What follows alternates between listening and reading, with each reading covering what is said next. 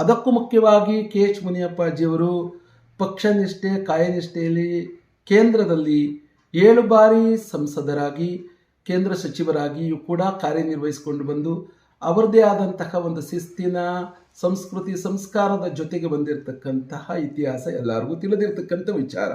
ಆದರೆ ಎಲ್ಲೋ ಒಂದು ಕಡೆ ನೋಡಿದಾಗ ಈ ಸಮಾಜದ ಒಂದು ಸ್ಥಿತಿಯಲ್ಲಿರ್ತಕ್ಕಂಥ ಒಂದು ಗೌರವಾನ್ವಿತವಾಗಿರ್ತಕ್ಕಂತಹ ಕಾಯನಿಷ್ಠೆ ಇರ್ತಕ್ಕಂಥವರಿಗೆ ಈ ಸಚಿವ ಸ್ಥಾನ ಅಲ್ಲ ಅನಿಸುತ್ತೆ.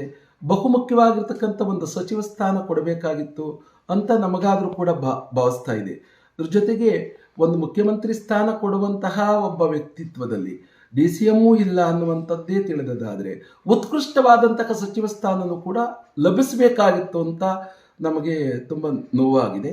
ಏಕೆಂದರೆ ಈ ಬಹುಮುಖ್ಯವಾಗಿರ್ತಕ್ಕಂತಹ ಈ ಸಮಾಜಕ್ಕೆ ಎಲ್ಲ ಒಂದು ಕಡೆ ಅನ್ಯಾಯ ಆಗಿದೆ ಅನ್ನುವುದನ್ನು ತೋರಿಸುತ್ತೆ. ಅಂದರೆ ಯಾವ ಸಚಿವ ಸ್ಥಾನ ಕೊಡಬೇಕಾಯಿತು ಅಂತ ನೀವು ಇದು ಮಾಡ್ತೀರಿ ಸ್ವಾಮಿ? ಸಾಮಾನ್ಯ ಉತ್ಕೃಷ್ಟವಾದ ನಮ್ಮದಿದ್ದು DCM ಕೊಡಬೇಕಾಗಿತ್ತು ಅಂತ ಒಂದು ಮನಸ್ಸಿನಲ್ಲಿತ್ತು. ಅಟ್ಲೀಸ್ಟ್ ಅದಾಗಿಲ್ಲ. ಅವರು ನಮ್ಮ ಅಣ್ಣ ತಮ್ಮಂದಿರ ಸಮಾಜದವರು ಇರಲಿ. ಆದರೆ ಈಗಲಾದರೂ ಕೂಡ ಒಂದು ಸಮಾಜ ಕಲ್ಯಾಣ ಇನ್ನೂ ಉತ್ಕೃಷ್ಟವಾದಂಥದ್ದು ಕೊಡೋದ್ಲಿ. ಯಾಕೆಂದರೆ ಹಿರಿಯವರಿದ್ದಾರೆ, ಅವರು ಪಕ್ಷಕ್ಕೆ ಬಹಳ ದುಡಿದಿದ್ದಾರೆ. ಕಾಯಕಲ್ಪ ಅವರ ಹಿರಿಯತನ ಮತ್ತು ಕಾಯಕಲ್ಪವನ್ನು ನೋಡಿದಾಗ ಇದಲ್ಲ ಅಂತ ಅನಿಸುತ್ತೆ. ಉತ್ಕೃಷ್ಟವಾದದ್ದು ಕೊಡಬೇಕಾಗಿತ್ತು. ಅದೇ ತರಹ RB ತಿಮ್ಮಾಪುರವ್ರಿಗೂ ಕೂಡ ಕೊಡಬೇಕಾಗುತ್ತೆ. ಏಕೆಂದರೆ ದೊಡ್ಡ ಸಮಾಜ ಇದೆ ಇದು. ಹಾಗಾಗಿ ಎಲ್ಲ ಒಂದು ಕಡೆ ಮನಸ್ಸಿನಲ್ಲಿ ಒಂದು ರೀತಿ ಸಂತೋಷ ಕಾಣ್ತಾ ಇಲ್ಲ. ಅಂದ್ರೆ ನೀವ್ ಹೇಳ್ತಿರಂಗೆ ಸರ್ಕಾರದಲ್ಲಿ ಹಂಗಂತ ಅನಿಸ್ತಾ ಇದೆ. ಯಾಕೆಂದ್ರೆ ನಾವೆಲ್ಲರೂ ಕೂಡ ಯೋಚಿಸಿದಾಗ ಗೌರವಾನ್ವಿತವಾಗಿರ್ತಕ್ಕಂತಹ ಮುಖ್ಯಮಂತ್ರಿಗಳು ಕೂಡ DK ಶಿವಕುಮಾರ್ ಅವರು ಇದನ್ನು ತಿಳಿದುಕೊಳ್ಬೇಕಾಗುತ್ತೆ. ಅಂದರೆ ಈ ಸಮಾಜದ ಪರಿಪಕ್ವತೆ ಮತ್ತು ದಷ್ಟ ನಾಯಕರಾಗಿ ಪಕ್ಷದಲ್ಲಿ ಬಹಳ ಕಾಯಕಲ್ಪವಾಗಿ ನಡ್ಕೊಂಡು ಬಂದಿರೋದು.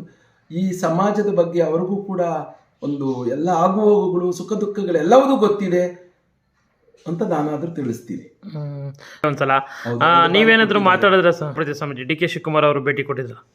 ಅವರು ಎಲ್ಲ ಒಂದು ಶಕ್ತಿಯನ್ನ, ದೈವಾಂಶ, ದೇವತಾ ತತ್ವವನ್ನು, ಶಿವತತ್ವವನ್ನು, ಶಿವಾಚಾರವನ್ನು ಪ್ರಾರ್ಥನೆ ಮಾಡಿಕೊಂಡು ಪೂಜೆ ಮಾಡಿಕೊಂಡು ಬಂದಿರತಕ್ಕಂಥವರು.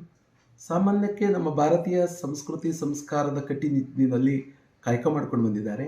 ಅವರ ಕಾಯಕಲ್ಪಕ್ಕೆ, ಅವರ ನಿಷ್ಠೆಗೆ ದೈವತ್ವದ ಒಂದು ಶಕ್ತಿ, ಸರ್ವದೇವತೆಗಳ ಆಶೀರ್ವಾದ ಅವರಿಗೆ ಸಿಕ್ಕಿದೆ.